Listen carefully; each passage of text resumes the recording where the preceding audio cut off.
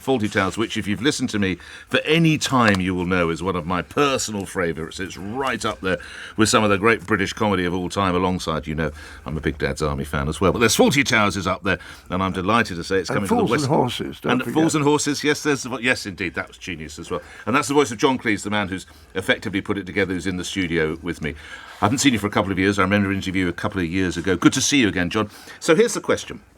You've moulded 3 episodes into the effectively show. Yeah. The Hotel Inspector, the Germans, and communication problems. Now, Mrs. Richards. Mrs. Richards, hearing fantastic. aid lady, yeah. Now, I happen to have in my possession a set of CDs where you sort of narrate some of the background to Fawlty Towers. Yeah. And I remember saying how much you loved working with Bruce Bower in Waldorf Salad. Oh, he was wonderful. And Ken Campbell in The Anniversary. Absolutely. Yet neither. So how did these must be like favourite children? How did you choose the 3? Well, when we decided about the episodes, there were a lot of things like, we mustn't have too many actors because otherwise the show gets too expensive. Those kind of practical factors.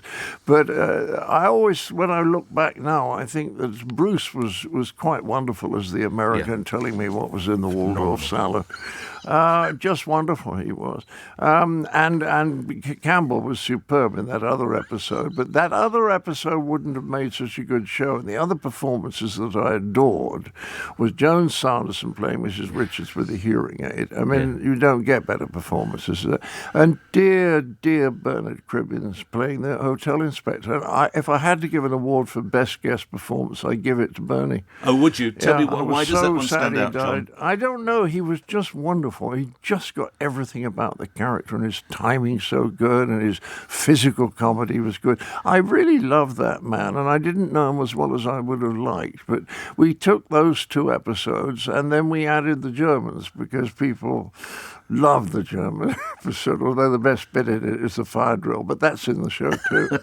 So we both melded them together and came up with an ending that involves all 3 at the same time, plus the appearance of the rat with the major pursuing it with a gun. So it's a pretty funny climax. I don't know if you are a football bloke, but the role of the Major almost always struck me as almost he was the man in the midfield. Everything sort of came through him. Do you know what I'm saying? He was such a pivotal... Yes, Connie and I really found him the funniest character to write because he had a little bit of my dad in him. Dad could get a little bit pompous once. I remember when I told him that I was going to study law at Cambridge, he said, good, he said, because there's a tradition of law in our family, which meant that his father had been a solicitor's clerk. He was building it up. Captain Mannering. Yes, right. And I just love the fact. I always think it's very funny when people don't understand what somebody's saying. So you have Manuel and the Major, so the communication is absolutely appalling. It's almost as bad as it is in real hotels. Now, I was able to see You didn't hear that, did you? No, I did. It's in real hotels, yes. You're not a fan of hotels, John Cleese? Well, I am a fan of hotels. I just wish they were better. Why aren't they working? What's bad about hotels? Well, at the moment they're working because they're saying they've got terrible staff problems and they have a lot of people working with the public who haven't been trained properly, and there's no doubt that that's true. But I think it's a bit of a cover-up because a lot of the hotels I stay in are American hotels, and the motto in America of corporate hotels, the big chains, is charge as much as you can get away with by providing as little service as you can get away with.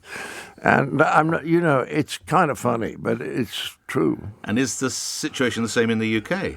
I don't know, because I don't stay in hotels you don't stay in so much, hotels you see, because I I don't see. tour here, because the newspapers will spoil everything. Now, I am young enough, or old, I was young enough to watch this in all its uncensored glory. And there are some words that I'm sure you're aware we have to tread delicately, but we seem to have... Now we do, yes, but they're different, you see, because take the F word. Nobody's bothered by the F word now. In my day, that was nuclear holocaust time. Yes. Why has that change come about? I don't know. I mean, society changes. Are we a coarser society? Yes, I think so. I think that this country was, I think it used to be a middle-class country, and there were lots of things wrong with that, as there are with every arrangement, but it was basically a little more thoughtful, a little more calm, a little more humorous, and a lot more optimistic. And now we live in a tabloid society, and I think, but more than anyone else, we have to thank Mr. Rupert Murdoch for that, because when he was, when he became a press baron, he was the only press baron who never wanted a peerage. Yep.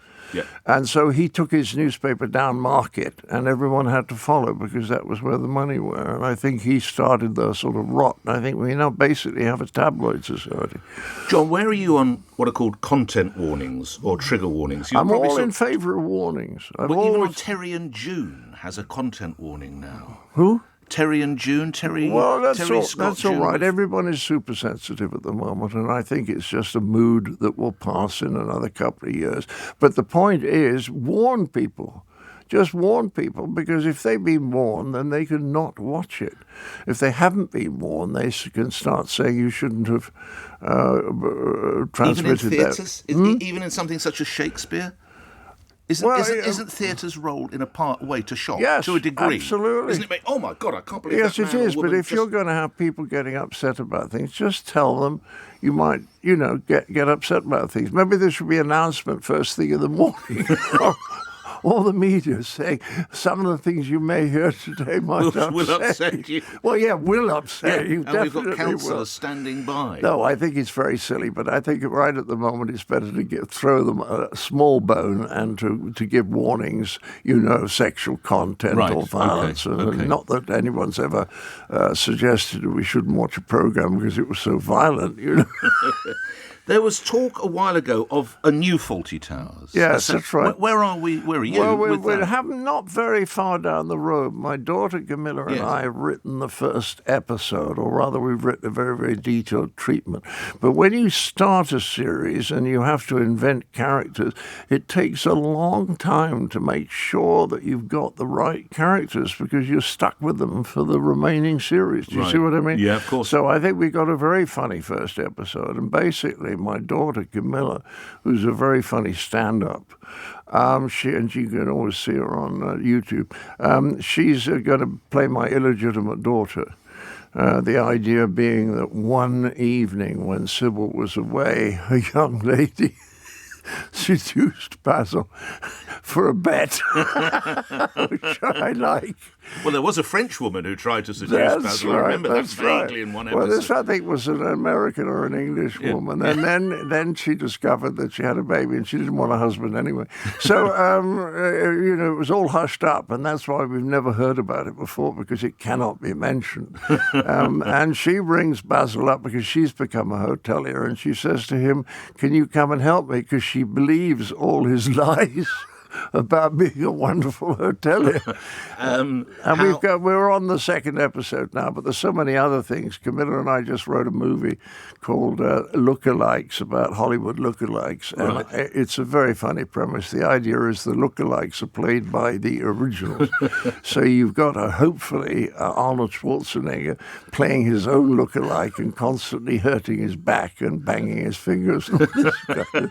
Just before I let you go, on the show we're talking about, and I need to tell everyone that Fawlty Towers is at the Apollo Theatre in London, starts as of the 15th of May. That's right. We're starting previews this Saturday. You start previews this Saturday. Okay, previews from Saturday, and it's on from 15th of May, Apollo Theatre on Shaftesbury Avenue. Are there new characters, John, or are they all the existing characters? They're all recognisable. I think every single one of them's been in there before. The hotel inspectors, the three of them who turn up at the end of the episode. Yes, they've all been out there before. Do you come on a la Alfred Hitchcock? Do you sort of walk across set in any way? When we've got the show, when we've got it, because I'm co-directing it with C.J. Ranger, and C.J. Directed the Python show at the O2. Yeah, I So remember she's that. very accomplished. She also directed with Fools and Horses, which ran for 4 years. So she's doing all the heavy lifting. But what I'm good at now, and I think it's fair to say this, I can come in and say very small things to people like, don't look at him when you say that, or don't put that in the box until you've done that, or put it in the box first and then take the pullover off, that sort of stuff. Very small little tweaks which make the difference between a small laugh and a big laugh. Okay. And you won't find those in books, you see. Only a very few comedians know them. You won't take to the boards yourself? Not unless I'm feeling a bit livelier than I am at the moment. 84 is not a bad age. And the worst thing is I've got vertigo, and I've had it for nearly a year, and it's quite debilitating because you just move slowly the whole time. Because I went to see a top neurologist, and he made me laugh because at the end of the interview, I knew him quite well. He said, "John," as I was going out, I said, "Yes." He said, "Try not to fall over." I said, "You've got to be very highly qualified to give a patient advice like that, haven't you?" I'll send you my bill. Try not to fall over. Thank you. You've mentioned Python. My listeners would be furious, of the fans of Python, if I didn't ask. There's no life left in Monty. Oh, no. Well, two of them have passed on. At least we haven't heard from them for a long time, so we kind of assume they're gone on a permanent basis. But the rest of us have all gone in completely different directions. I mean, Terry Jones was always doing an extraordinary range of different things. Eric Idle is extraordinarily good with anything musical and a very, very fine lyricist, so he's gone off in a musical direction. Michael makes... excuse me, those travel programs. Which I can see you clearly video all of them, don't you? You're a huge fan of them. That's right, yeah. Okay. They're actually sponsored by the American Insomniac Society, because people who've never fallen asleep before, you give them a hot chocolate and put them in front of pole to pole. They nod off within 20 minutes. I read that Basil Fawlty Woods, if he was with us today, he would be furious about so many things with the modern world, such as call centres and whatever. Is there anything he'd enjoy? Is there anything in the modern world? Cricket. He'd love his cricket, would he? He'd love his cricket. Well, the lovely thing about cricket is that it's changed less than any other sport. It still looks like the cricket that I started watching in Clarence Park, Weston-super-Mare in 1948. The only trouble is that my basic, I think somebody wrote a book saying religion spoils anything. I think money, greed spoils everything. So now we have a county championship, which is going for over 100 years, but they play all the important games at the beginning of the season before the weather's good enough, you know what I mean? So that they can get onto the money makers later on, the 20-over game, which I define as cricket for people who don't like cricket. We must leave it there. We've got to draw stumps, John Cleese. Great seeing you. I don't want to go away. I'm enjoying talking to you. I'm just going to sit here for the rest of the morning. Well, you're more than welcome, but I think you've got to see a colleague of mine who I'm being waved at through the glass. Great seeing you. Fantastic. Good. One last time. Fawlty Towers is on the stage at the Apollo Theatre. Previews from 4th of May, on from the 15th of May. John Cleese, tribute to you. Privileged to see you again. Look after yourself. Be well. Nice to see you, Mr. Lamborghini.